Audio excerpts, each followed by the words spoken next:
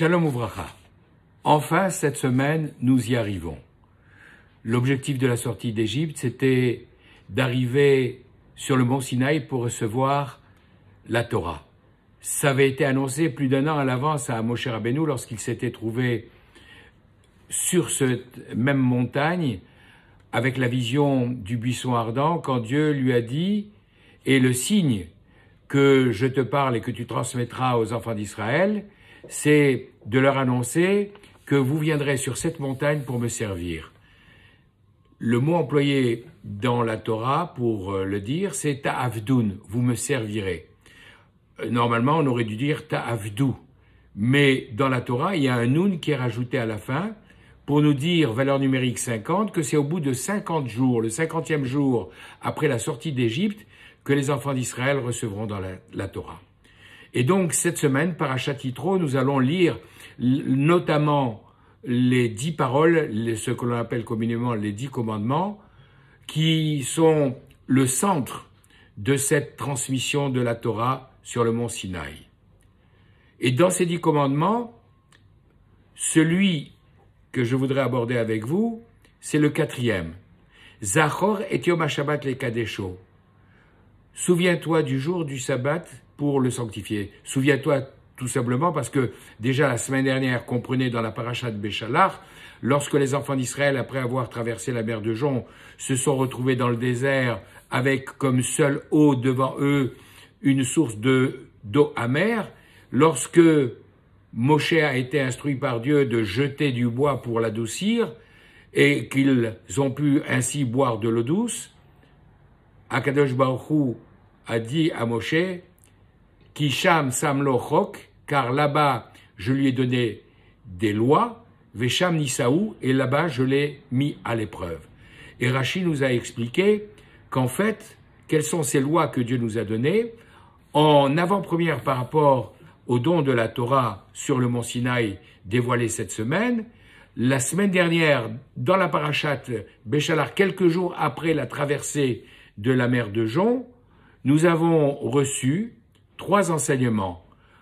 Le premier concernant la para-adouma, la vache rousse qui sert à purifier ceux qui ont contracté une impureté à cause de la mort. Le deuxième, les dinim, les jugements, la nécessité de mettre en place des tribunaux, comme l'indique le mot chok, décret, loi. Et enfin, le Shabbat. L'ordonnance concernant le Shabbat, parce que c'est un sujet tellement important et tellement complexe, qu'Akadosh Baruch Hu nous a déjà donné, entre guillemets, quelques feuilles à regarder pour aborder le sujet. Et donc, naturellement, la paracha de cette semaine, au 4e commandement, nous dit « Zachor et Yom HaShabbat lekadesho » souviens-toi du jour du Shabbat pour le sanctifier, comprends, souviens-toi ce que je t'ai déjà dit il y a quelques jours à ce propos. Mais en fait, dans la Gemara Pesachim, à la page 106 à Amud Aleph, les sages nous disent Zachor et Yom HaShabbat lekadesho, qu'est-ce que ça veut dire qu'il faut se souvenir du jour du Shabbat pour le sanctifier? Ils nous disent Zocheu alayayin, mentionne-le, parle du Shabbat sur le vin. Biklisato, au moment où le Shabbat commence, c'est-à-dire dès le vendredi soir, et fais-le donc sur du vin pour réciter le Kiddush, la sanctification.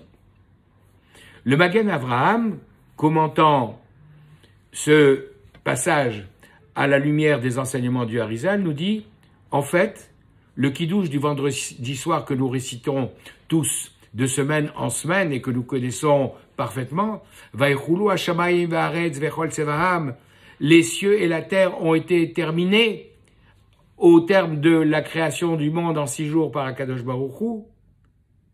Dans ce premier paragraphe, qui précède la récitation de la bénédiction sur le vin, il y a 35 mots.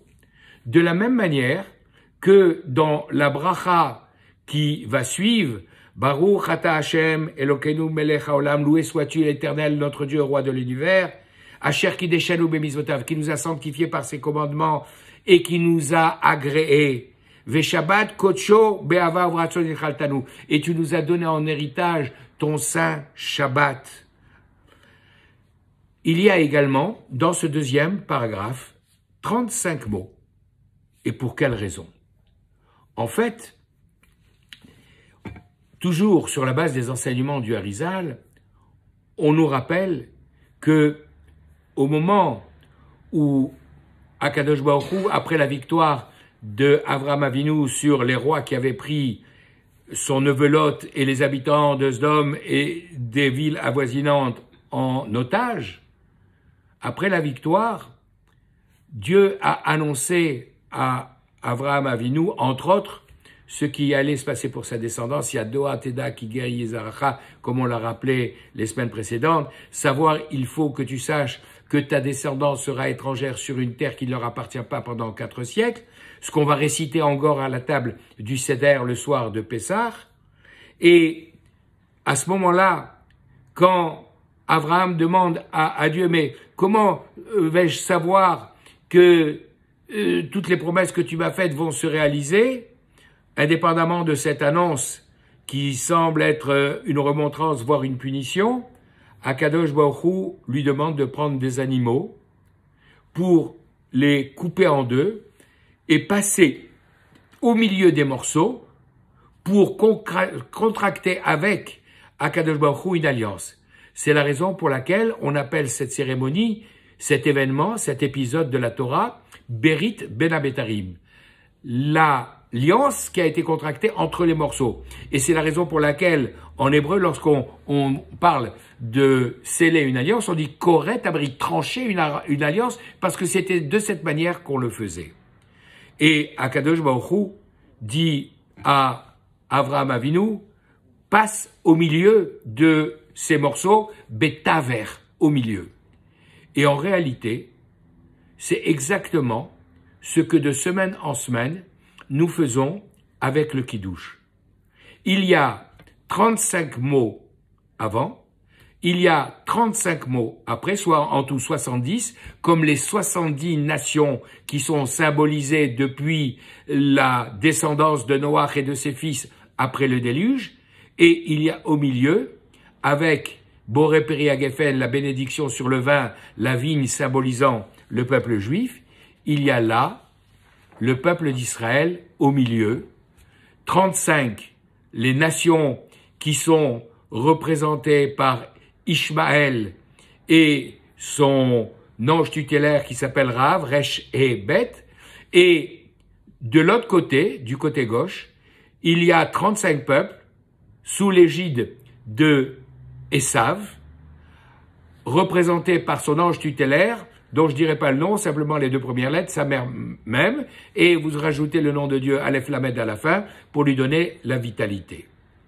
Et donc, le Kiddush vient reproduire cette scène de l'alliance entre Abraham et le Saint béni soit-il, de couper en deux ces 70 nations pour les séparer. Parce qu'effectivement, lorsqu'elles sont réunies, elles peuvent avoir un potentiel tellement fort qu'on aurait des difficultés à les vaincre. Tandis qu'en les séparant, on a la possibilité, effectivement, de les neutraliser.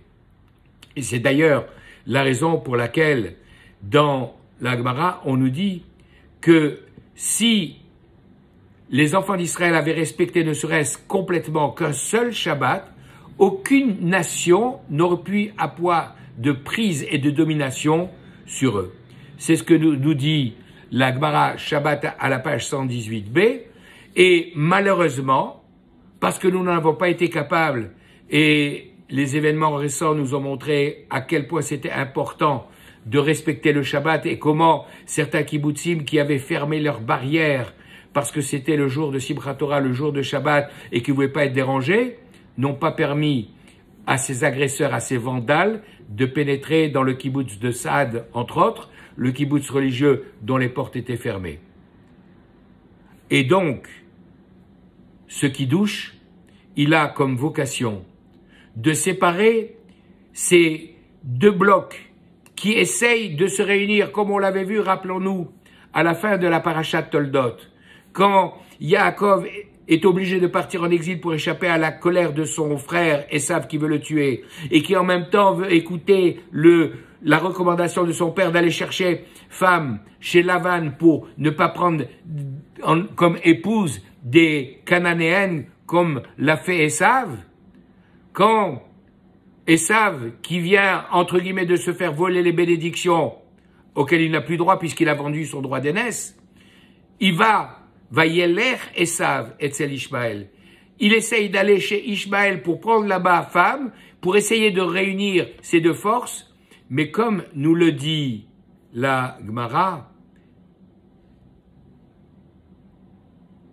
le corbeau et les tourneaux, Zarziz ve'orev, le corbeau et les tourneaux qui sont des oiseaux de même espèce, d'ailleurs des animaux impurs que nous n'avons pas le droit de consommer, ont essayé de se réunir pour justement neutraliser et vaincre Yaakov Avinu.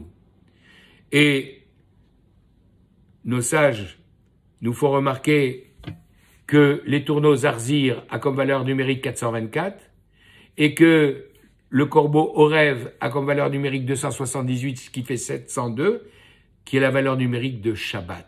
Le Shabbat permet de les séparer et de les neutraliser. Et d'ailleurs, ce n'est pas par hasard que ces deux peuples qui ont créé, pour pas employer un autre terme, des religions des siècles et des siècles après le don de la Torah, à partir du moment où la Torah avait été traduite en grec et qu'elle leur était accessible, ces deux peuples ont choisi un jour de repos et ils n'ont pas voulu prendre le Shabbat. Et de façon, ça leur était interdit sous peine de mort de prendre le Shabbat comme jour de repos.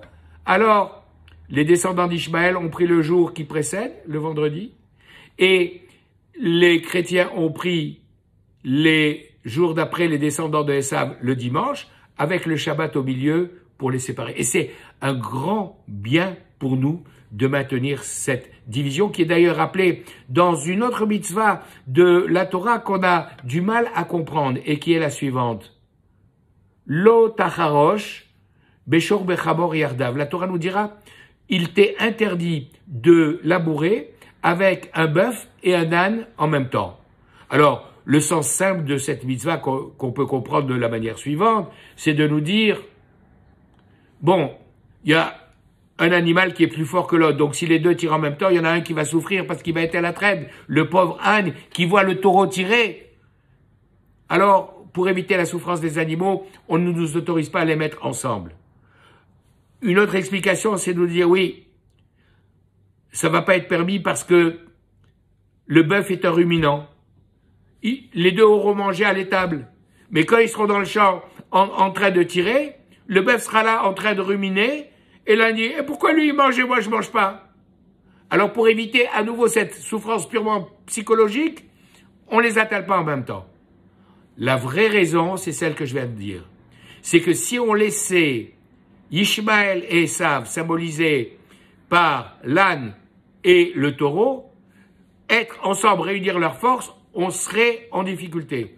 Mais en étant là, au milieu, le Shabbat, au milieu du vendredi et du dimanche, le Shabbat, le peuple juif, au milieu de Ishmaël et de Esav, alors on n'aurait pas peur que Mélenchon aille rejoindre Tariq Ramadan, que la France soumise à l'islamisme unisse ses forces pour l'islamo-nazisme pour essayer de nous combattre, si nous, au milieu, nous savons garder le Shabbat comme protection dans la sainteté. Et pourquoi Ishmaël à gauche, à droite, et Esav à gauche? Pour une raison très simple. Ishmaël, c'est l'un des descendants de Avraham Avinu, et celui qui descend de la servante Agar, donc qui n'a pas le niveau de pureté Korah et de sainteté Korah, Yitzhak, qui lui descend de Sarah. C'est en quelque sorte, comme Avraham Avinu, le chesed, la bonté caractérisée par le côté droit du corps, mais en sachant que c'est une bonté, un chesed qui est imparfait. Viens, je pratique l'hospitalité, itfaddal, viens chez moi, hein, tu vois. Mais s'il y a un couple qui vient, ma religion, elle m'interdit d'aller avec une femme mariée. Alors qu'est-ce que je fais? C'est pas grave, je coupe la tête du mari, comme ça je peux aller prendre la femme et la violer. C'est malheureusement ce que l'on voit dans les massacres que ces êtres, ces créatures sont capables de réaliser. Et de l'autre côté, c'est celui qui descend de Yitzhak, qui Yitzhak Yikare le Chazara. On a dit à Abraham, c'est au travers de Yitzhak que sera appelée ta descendance. C'est elle qui va connaître ces 4 siècles d'exil que l'on a évoqués. Et donc, la descendance de Yitzhak, mais on ne dit pas toute la descendance de Yitzhak, Yitzhak, une partie d'elle.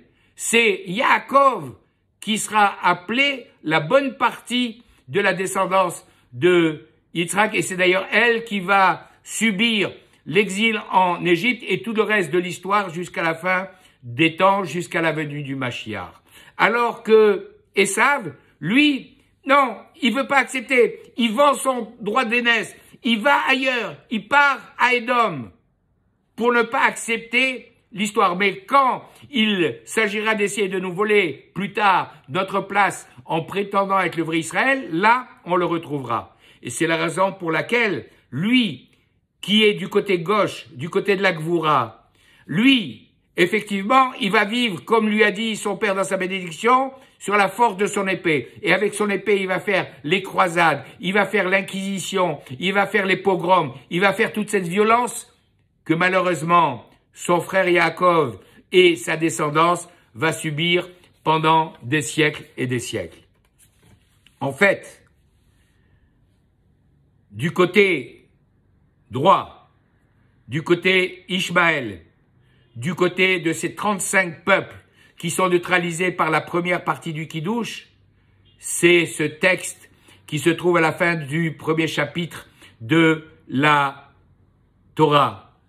Vaïchoulou Hashamaim Va'aretz, ces 35 mots sont écrits en toutes lettres dans la Torah.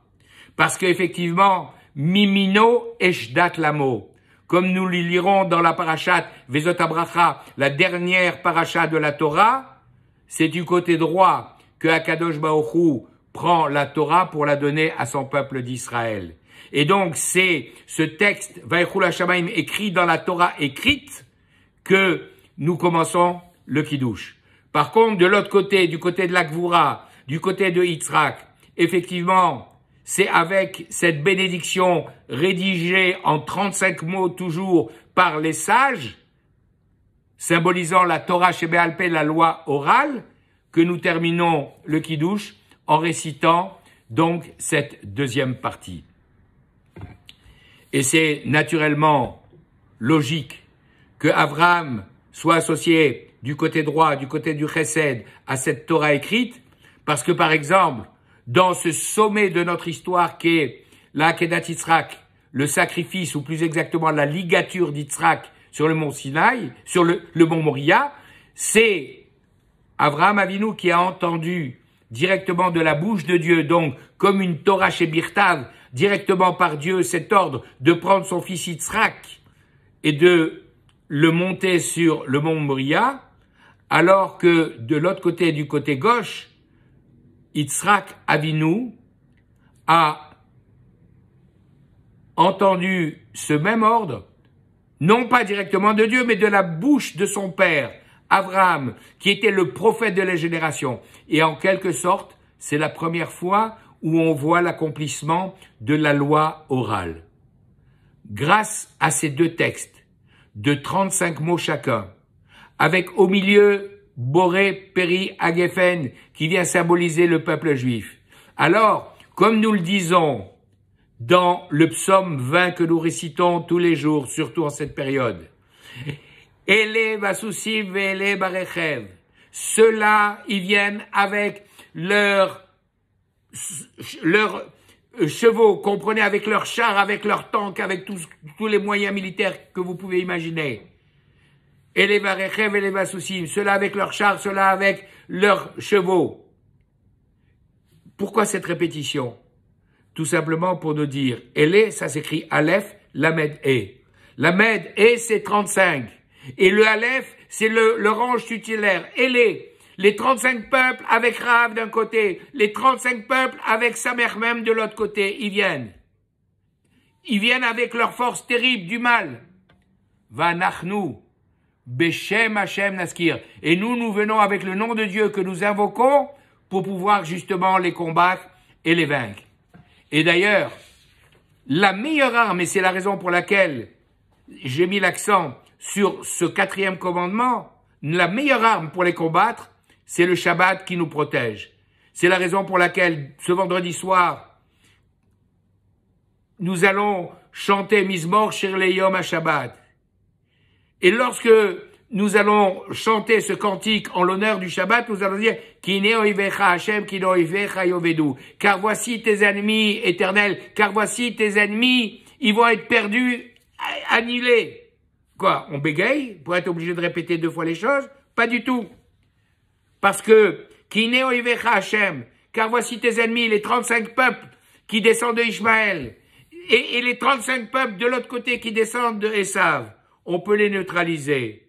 Parce qu'effectivement, si on voit Kino Ivecha Hashem, les initiales Kaf et Aleph et Yud, valeur numérique 35. On a les 35 d'un côté, on a les 35 de l'autre, mais grâce au Shabbat qui est là, le Shabbat neutralise les tourneaux et le corbeau par sa valeur numérique, comme on le rappelait tout à l'heure, et c'est grâce à la sainteté du Shabbat dans lequel nous allons rentrer à la fin de cette semaine, en annonçant le mois de Hadar, avec Miché, Nirnas, Hadar, Marbin, Besibra, et cette année nous aurons 2 mois de Hadar, et Bezrat Hashem, avec l'aide de Dieu, une double mesure de joie, nous pourrons ainsi définitivement neutraliser nos 35 ennemis d'un côté et les 35 de l'autre, et faire arriver la Géoula rapidement et de nos jours. Amen.